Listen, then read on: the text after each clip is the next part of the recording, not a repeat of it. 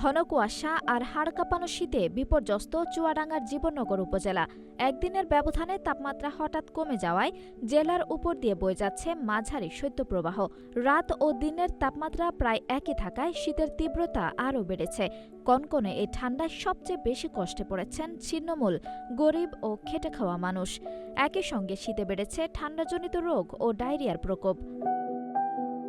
শীতার্ত মানুষের কষ্ট লাঘবে বুধবার দিনগত রাতে ব্যতিক্রমে উদ্যোগ নেন জীবননগর উপজেলা নির্বাহী অফিসার মোহাম্মদ আলামিন।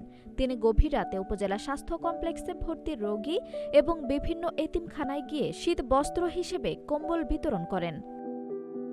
এ সময় জীবননগর উপজেলা স্বাস্থ্য কমপ্লেক্স, বাঁকা ইসলামী মাদ্রাসা ও কাশীপুর মাঠপাড়া মাদ্রাসার এতিমদের মধ্যে কম্বল দেওয়া হয়। ইউএনওর সঙ্গে উপস্থিত ছিলেন উপজেলা একাডেমিক সুপারভাইজার সৈয়দ আব্দুল জব্বার, উপজেলা স্বাস্থ্য কমপ্লেক্সের মেডিকেল অফিসার মোস্তাফিজুর রহমান সুজন এবং উপজেলা প্রকল্প বাস্তবায়ন কর্মকর্তা মুশফিকুর রহমান।